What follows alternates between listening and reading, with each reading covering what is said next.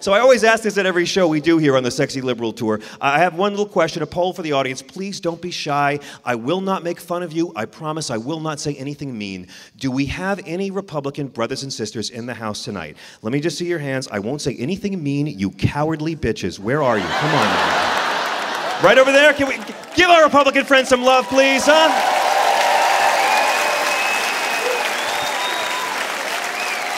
Thank you. You are among friends, my friend. You are warmly welcomed here. You're a cool Republican, and we love our... Look, every liberal in here has a Republican in their life they love, just like every Republican has a liberal in their life they pretend to tolerate. It's a beautiful thing. And I like Republicans. I don't like who they vote for, but they're very nice people. The only thing I have against you is you keep forcing me to vote for Democrats. And I love Democrats, but let's be honest, for a while there, the Democratic Party was like Clark Kent without a phone booth, okay? But I love Republicans, except I feel bad for you guys, man. Look at who you have in your party now. Who's running it? Mitch McConnell? Have you seen this man? It's like Darth Vader and Elmer Fudd had sex.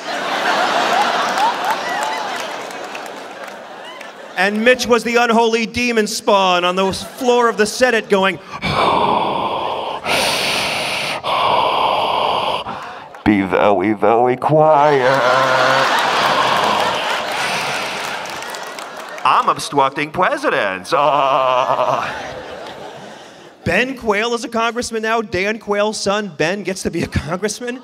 Did y'all see his campaign commercial he did? He came out and actually did this commercial where he said, Barack Obama is the worst president in history. And I'm like, well, the douche doesn't fall far from the bag.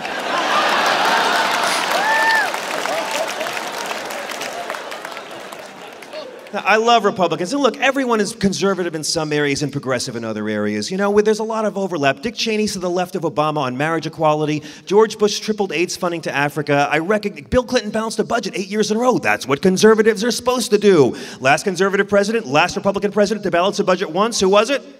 Nixon. That's right. Last Republican president to have any kind of surplus. Who was it? Eisenhower, correct? You win a free vasectomy. But here's the thing. This Republican Party we have is not the same Republican Party we grew up with, brothers and sisters. Can we agree on this? My Republican friend, you know what I'm talking about here. Okay, because when we were growing up, I don't care how old you are, we grew up with three basic types of Republicans. Three types as we were kids. Number one, my favorite, the conservative Christians. The people who worship Jesus as a god, because that's a lot easier than following his extremely consistently liberal teachings.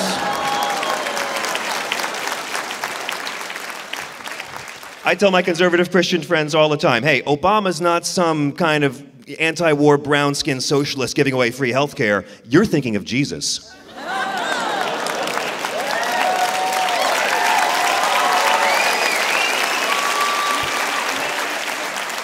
I actually voted for Jesus in the 2008 election. I did. I did a write-in ballot. Well, the GOP acts like he's their mascot anyway, right? They think he's on the sidelines with pom-poms for them. And I thought, wouldn't the Republican Party love to have Jesus Christ as a candidate for president? Wouldn't today's GOP love to vote for a guy who was a peaceful, radical, nonviolent revolutionary, hung around with lepers, hookers, and criminals, who never spoke English, was not an American citizen, was anti-capitalism, anti-wealth, anti-public prayer. Yes, he was, motherfucker. Matthew 6:5, anti-public prayer. 100% anti-death penalty, but never even slightly anti-gay, never mentioned abortion, never mentioned premarital sex, never fought for tax cuts for the wealthiest Nazarenes, never called the poor lazy, never justified torture once, and was a long-haired, brown-skinned, it's in Revelations Left Behinders, brown-skinned, homeless, Middle Eastern Jew.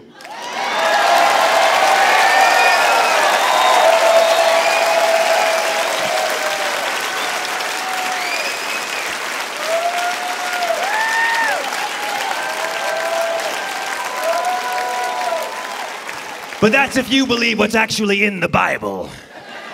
Second kind of Republican we always grew up with was the Wall Street guys, right? The Ronald Reagan guys, the golden calf worshippers, okay? These are the guys who actually want to put Ronald Reagan's face on the $50 bill. Have you heard about this movement? They want to remove Ulysses Grant, hero of the War of Northern Aggression, and replace him with Ronald Reagan on the 50. I say, better idea, put Reagan's face above Grant's and wait a few years for him to gradually trickle down.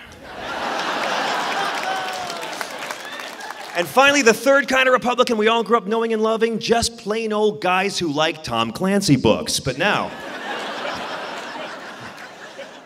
it's changed, my friends, and my Republican friend in the audience knew what I'm talking about. There's always one captive husband at these shows, by the way.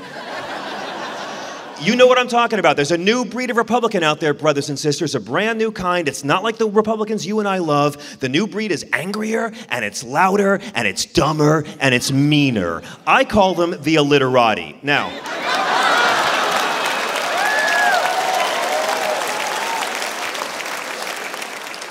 first off, you got the birthers. These people are still out there. The ones who think Barack Obama has a time machine he used to place his birth announcement in a Hawaii newspaper in 1961. There's a poll of Republicans in Iowa showed a majority still think that Obama was not born in this country, proving the greatest threat to your freedom comes not from foreign terrorists, but domestic douchebags. And it's all racism. We know this, okay? I don't mean bigotry, institutionalized racism. Someone says he's not from here, they believe it immediately. They might not have hatred in their heart, but it's ingrained, institutionalized racism. These people have never once asked a white politician to show their birth certificate, ever. Never have they done it. This is your really nice cousin who sends you those emails all the time about how Barack Obama's a Muslim. He's a Muslim. He's a Muslim with a bad Christian pastor in Chicago. I tell my racist friends all the time, hey, I saw Barack Obama dance on the Ellen DeGeneres show. Trust me, the guy's half white. He did raise the roof for people. Arsenio hasn't done this in 20 years, and Obama did it. Okay, second kind of new Republican, of course, is the deathers. The people so furious about the fact that we don't have pre-existing conditions for health care anymore. The people who don't like Obamacare, it's a blueprint for socialism. I don't like Obamacare. You know what? I have no problem with calling the Affordable Care Act Obamacare, as long as you also call Social Security FDR care, Medicare LBJ care, and tax cuts for rich guys who don't need it, W care. Then you go right ahead, man.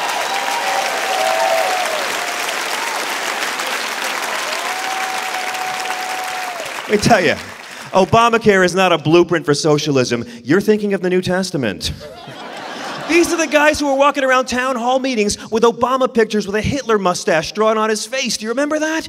I'm like, man, somewhere in hell, Hitler is furious at these guys for putting his stash on a black dude. But he'll tell them when he sees them. Finally, my favorite kind of new Republican is, of course, the teabaggers. Now, I love me some teabaggers, let me tell you, I do. And y'all know what teabagging is slang for, right? Okay, because my dad didn't. Now, my father died last year. He was a Franciscan brother early in his life. He wore the brown robes and the rope belt and walked amongst the people like the lost Jedi of Flatbush, Brooklyn. And my father was my hero politically, okay? When I was a kid, he pulled me out of bed late at night to watch Jimmy Carter sign the Camp David peace accord between Israel and Egypt. He couldn't believe an American Christian.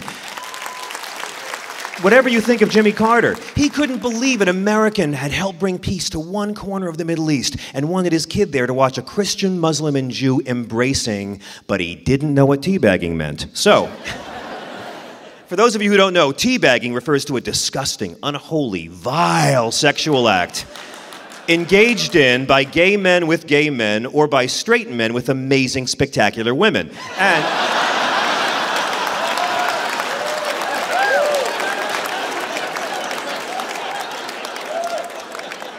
I'm just telling you, ladies,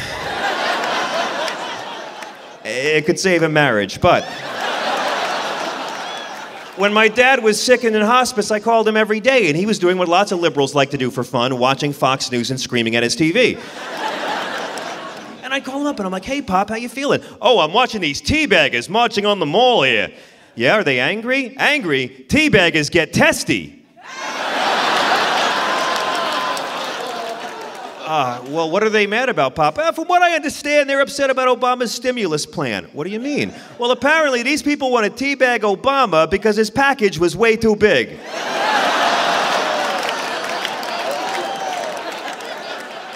Are you sure about that, Pop? Yeah, but It's a lot of folderol, let me tell you. This is all your Glenn Becks and your Rush Limbaughs getting these poor people all riled up to vote against their own self-interest. What do you mean? I'm telling you, when they go teabagging, it's a couple of big mouths controlling all the nuts.